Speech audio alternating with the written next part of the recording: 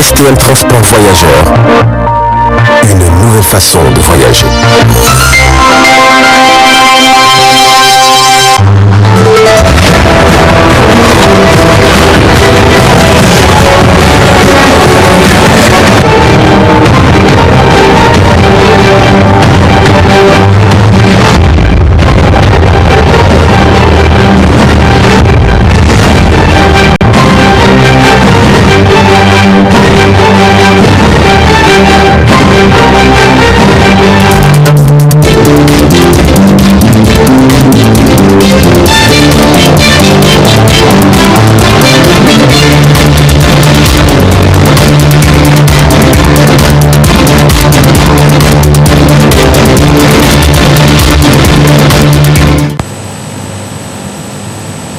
Voilà, messieurs, dames, bonsoir et bienvenue à cette édition de 20h15 sur la télévision Tambra de ce mercredi 12 octobre 2022 que j'ai l'immense plaisir de vous présenter. Cela dit, nous démarrons cette édition avec le point de presse animé ce matin par le ministre de l'Action humanitaire et de la gestion des catastrophes relatif à l'assurance agricole indicienne. Plus de précisions avec Zenabou Gagra et Abdel Nasser Abdou. Relever et faire face aux multiples défis liés à une série de sécheresses et inondations dont le Niger a été confronté ces dernières années, un phénomène récurrent lié au changement climatique, tel est l'objectif visé à travers ce point de presse animé par le ministère de l'Action humanitaire et de la gestion de catastrophes. C'est ainsi pour y faire face, plusieurs ressources ont été investies selon le ministère par l'État et ses partenaires dans le but de venir en aide aux populations concernées. Le Niger a enregistré plus de 3700 catastrophes. Et les pertes enregistrées en moyenne faisaient 40 milliards de francs CFA par an. Or, en réponse, le gouvernement et ses partenaires ne font qu'une contribution aux ménages qui a perdu ses biens. C'est des contributions en matière de vivres, donc à peu près 100 kilos de vivres pour un ménage de 7 personnes, et avec quelques biens non alimentaires, ce qu'on appelle les NFI en anglais, c'est-à-dire les biens non alimentaires. Donc c'est ça qui a amené l'État du Niger depuis 2019 à pouvoir organiser un processus de mise en place d'une assurance agricole. Et par rapport à cela, depuis 2019, nous avons organisé des rencontres avec des pays où cette assurance existait, comme le Sénégal, comme le Burkina, comme le Bénin, comme le Maroc, comme le Kenya. Et effectivement, tout ça pour permettre effectivement au gouvernement du Niger de voir dans quelle mesure on pourra partager ces risques-là. Permettre aux producteurs eux-mêmes, que vous soyez un producteur agricole, pastoral, halieutique, vous gérez l'environnement, que vous soyez en mesure de vous assurer vous-même. Si vous arrivez à vous assurer, ça vous permet de réduire le risque. Et aussi, parallèlement, ce processus permettra aux producteurs nationaux de pouvoir avoir accès à des intrants à travers des projets, à travers des banques, des organisations qui sont là à les accompagner pour réduire les risques. C'est ça qui a fait que le gouvernement du Niger a, depuis début 2022, mis en place ce comité. Nous sommes en train de travailler avec l'ensemble des membres du gouvernement, les partenaires techniques et financiers, le secteur privé, particulièrement qui sont dans le domaine des assurances et dans le domaine de la finance. Face à la presse, plusieurs points ont été énumérés par le ministère de l'Action humanitaire et de la gestion de catastrophes sur l'assurance agricole. Vous êtes un producteur au bord du fleuve Niger. Vous vous rappelez, en 2020, le fleuve Niger a atteint la cote 700 mm, ce qui a complètement inondé les 23 aménagements hydro-agricoles qui existent quand vous sortez de Ayourou jusqu'à Dolé. Tous ces 23 aménagements hydro-agricoles étaient hypothéqués. Il n'y avait qu'une petite partie de Ndunga que nous avons pu récupérer en 2020. Imaginez un producteur de riz, comme je disais. Il peut dire, moi j'ai 2 hectares de riz. Je préfère aller vers l'assurance. et je vais prendre l'assurance. Cette assurance va me coûter par exemple 20, 30 ou 40 000 francs l'hectare. Je vais aller m'assurer. Je m'assure comme quelqu'un assure sa voiture. Je m'assure au cas où j'ai une inondation qui hypothèque mon riz, l'assureur est là, il va savoir, comme en cas de 2020. Il va voir, l'indice est déjà accordé avec l'assureur va voir qu'est-ce qui se passe, il a ses enfants, il a tout. Donc à la base de ça, le producteur de riz va pouvoir verser ses 40 000 francs par hectare par exemple. Il n'y a pas eu de dégâts, alhamdulillah, c'est ce qu'on souhaite. Deuxième, troisième, quatrième année, une année vient, il y a le dégât, il s'est assuré. Il va avoir la production qu'il devrait produire là, l'assureur va l'aider à l'avoir à un pourcentage consensuel qu'ils auront convenu. Si c'est jusqu'à 60%, 70%, jusqu'à combien de pourcents il va lui permettre. Donc c'est ça l'objet. Et c'est comme ça que nous pensons, que le gouvernement pense qu'il pourra partager ces risques avec les producteurs et il y aura moins de familles qui seront complètement endeuillées par ces dégâts qui deviennent de plus en plus récurrents dans notre pays. A rappeler que plusieurs éclaircissements ont été apportés par les acteurs qui œuvrent dans le domaine de l'assurance qui permettront sans nul doute d'accompagner les producteurs à combler les déficits créés par ces catastrophes naturelles. Suite de cette édition, lancement de la 7e édition du Forum national sur le financement de l'agriculture au Niger, FINAGRI, tenu ce matin au Palais des Congrès sur le thème financement des chaînes de valeur et l'impact sur la transformation des systèmes alimentaires. Suivez plutôt un extrait du haut commissaire à l'initiative 3e sur cette édition. La 7e édition du Forum national sur le financement de l'agriculture au Niger, FINAGRI, comme les précédentes éditions, entre dans la droite ligne des actions qu'entreprennent les autorités de la 7e République dans le cadre de la lutte contre l'insécurité alimentaire et nutritionnelle et le développement agricole durable.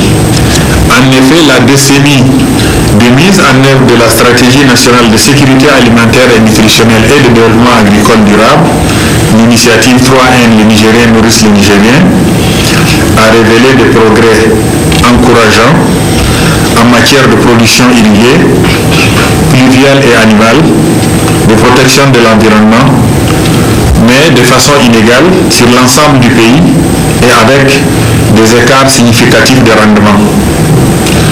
Beaucoup d'efforts ont été mis sur la production, mais il reste des efforts importants à mettre sur les maillons des chaînes de valeur qui concernent la plus grande partie des acteurs de l'agroalimentaire. Au terme du processus participatif et inclusif de concertation nationale sur les systèmes alimentaires, le Niger a adopté une feuille de route pour la mise en œuvre de cette voie prioritaire ou levier à actionner visant à construire des systèmes alimentaires durables, résilients, équitables, sensibles à la nutrition et protecteurs de l'environnement à l'horizon 2030. Le thème central de la FINAGRI 2022, financement des chaînes de valeur et impact sur la transformation des systèmes alimentaires au Niger, est cohérent avec les voies prioritaires identifiées par le Niger, notamment la voie numéro 1, améliorer la gouvernance et le financement des systèmes alimentaires, et la voie numéro 3, promouvoir les chaînes de valeur prioritaires des produits alimentaires à fort potentiel nutritionnel et commercial. L'approche chaîne de valeur portée par le thème de FINAGRI 2022 permet un regard global sur l'ensemble des maillons de la chaîne d'approvisionnement, de la production à la consommation, en tenant compte des environnements alimentaires et du comportement des consommateurs. La priorisation des produits alimentaires à fort potentiel nutritionnel et commercial permet de répondre aux besoins, d'améliorer les revenus et l'état nutritionnel des populations. Le financement de l'agriculture constitue la partie essentielle de l'accompagnement des initiatives locales par le gouvernement et ses partenaires au développement. C'est pour cela que le Haut Commissariat à l'initiative 3M a mis en place une réforme importante bien connue désormais, qui est le FISAN, le Fonds d'investissement pour la sécurité alimentaire et nutritionnelle. Ce fonds dispose de facilités et mécanismes d'appui aux acteurs de l'agroalimentaire, y compris les petits exploitants agricoles et les transformateurs, dont les jeunes et les femmes, donc dans tous les segments de la chaîne des chaînes de valeur, de la production, la transformation alimentaire, à petite et moyenne échelle jusqu'à la consommation.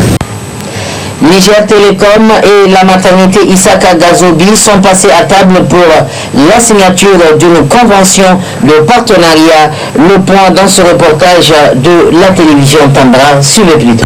Cette rencontre personnelle Niger Télécom et celui de la maternité Isaka Gazobi rentre dans le cadre de la signature d'une convention de partenariat entre les deux entités.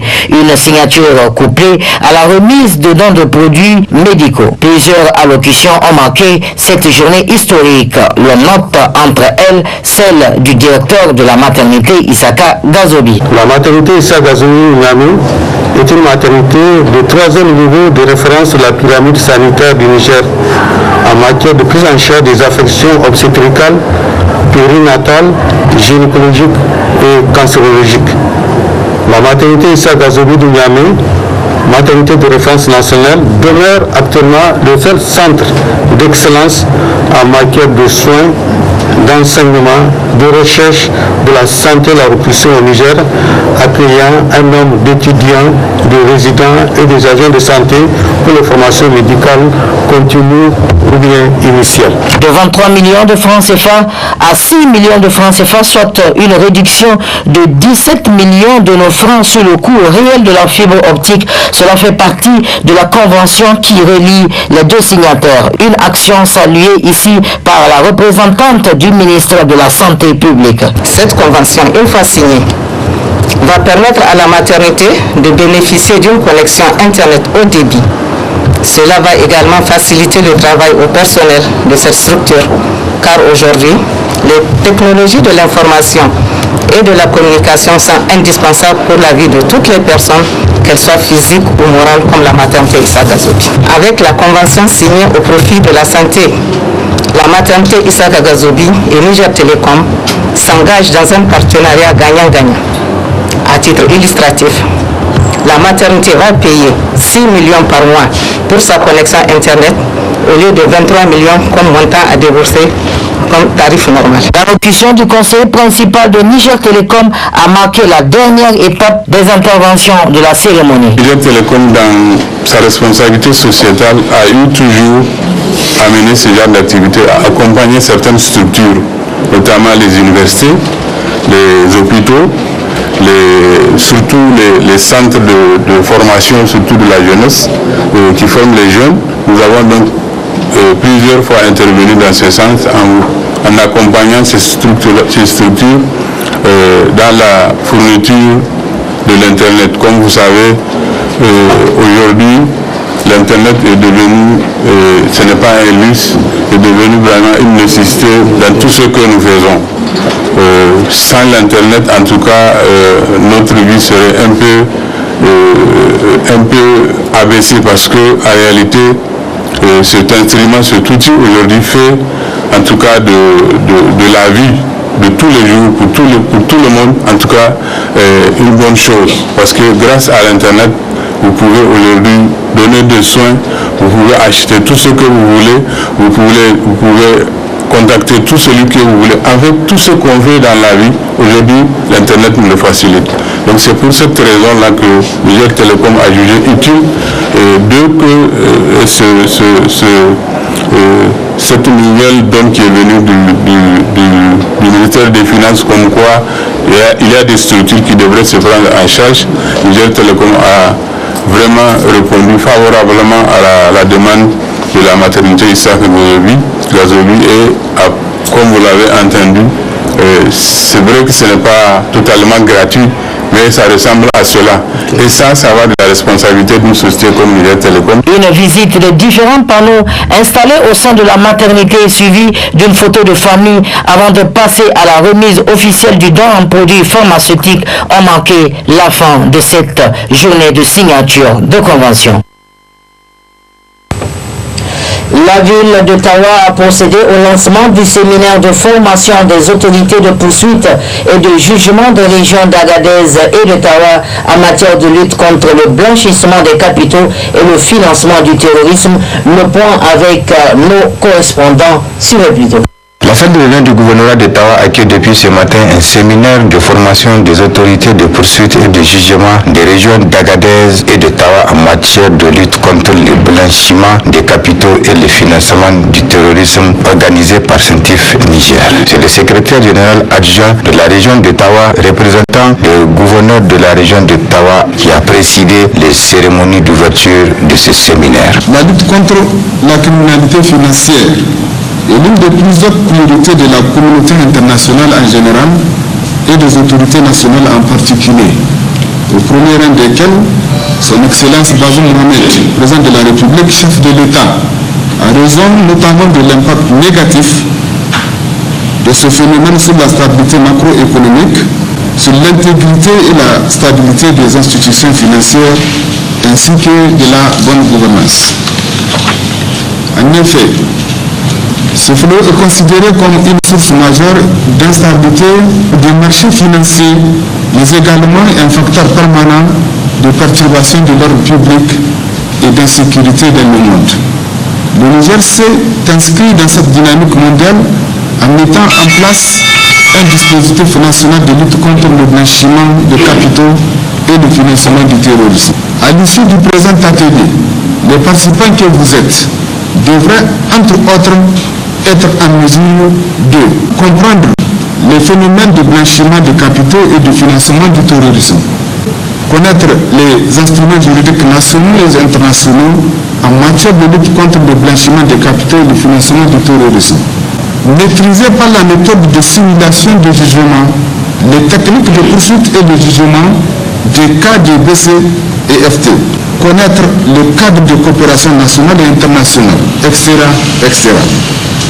C'est pourquoi j'ai saisi la présente occasion pour saluer cette initiative de la Centif et l'encourager à continuer sans relâche dans cette voie.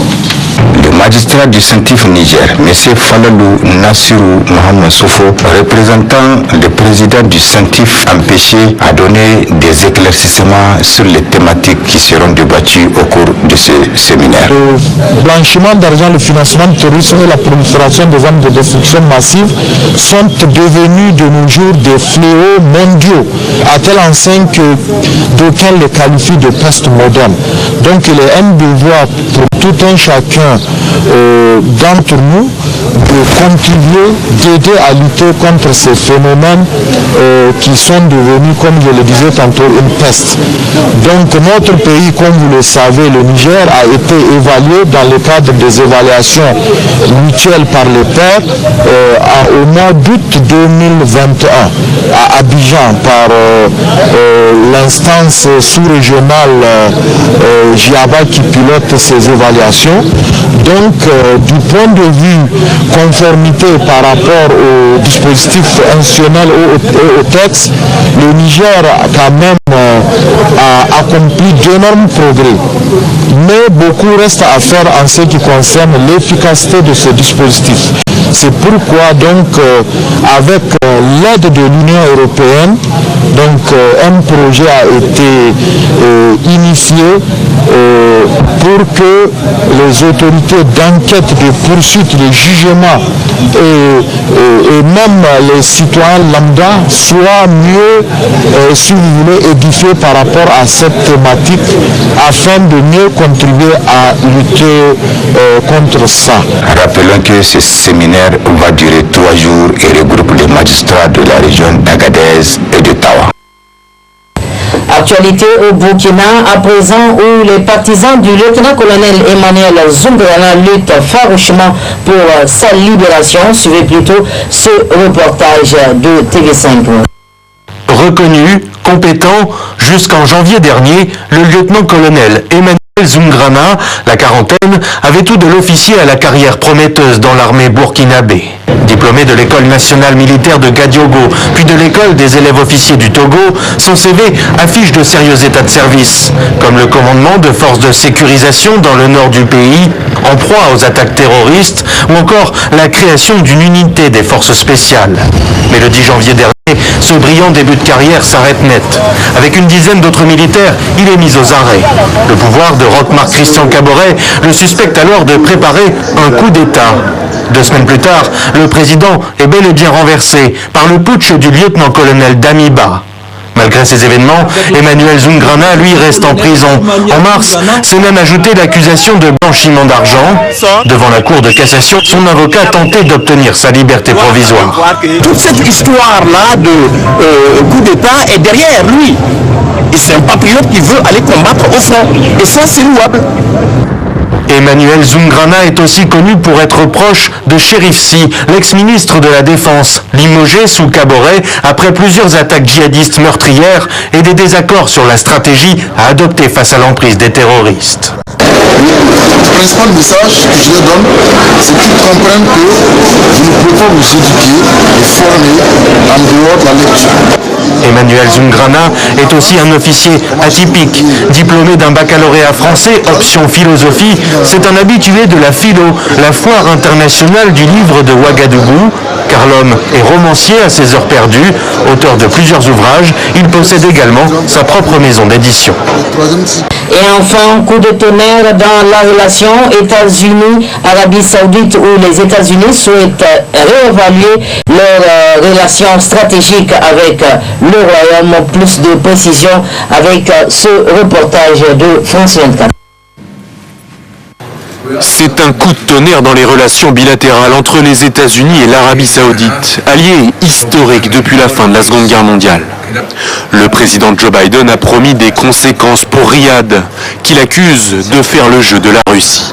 Depuis le début de son mandat, le président a été très clair sur le fait que les États-Unis ont besoin d'un autre type de relation avec l'Arabie Saoudite. Maintenant que l'OPEP a pris la décision d'aligner sa politique énergétique sur les objectifs de guerre de la Russie et contre le peuple américain, ce raisonnement est d'autant plus d'actualité. À l'origine de la colère de Washington, une décision de l'OPEP+, le cartel de pétrole mené par l'Arabie Saoudite et allié à la Russie, de réduire drastiquement sa production. Conséquence, le prix du baril pourrait s'envoler et donc garnir les caisses de Moscou. Un camouflet diplomatique pour Joe Biden, alors que ces derniers mois, lui et le prince héritier Mohammed Ben Salman avaient tenté de réchauffer des relations très tendues depuis l'assassinat du journaliste Jamal Khashoggi. De son côté, Vladimir Poutine a rencontré mardi à Saint-Pétersbourg le président des Émirats arabes unis, autre pays membre de l'OPEP. L'occasion pour lui de saluer cette décision. Nos actions, nos décisions ne sont dirigées contre personne. Nous ne le faisons pas pour créer des problèmes pour qui que ce soit. Nos actions visent à créer la stabilité sur les marchés mondiaux de l'énergie. La baisse de la production de pétrole doit commencer le mois prochain.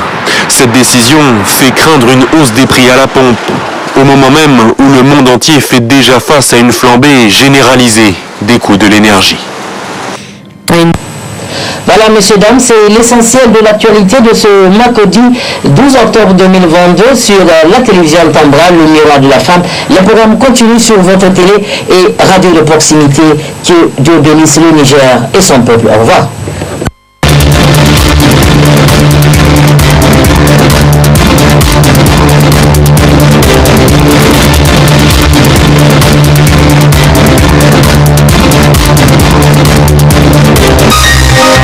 Ce journal vous a été présenté par STM Transport Voyageurs.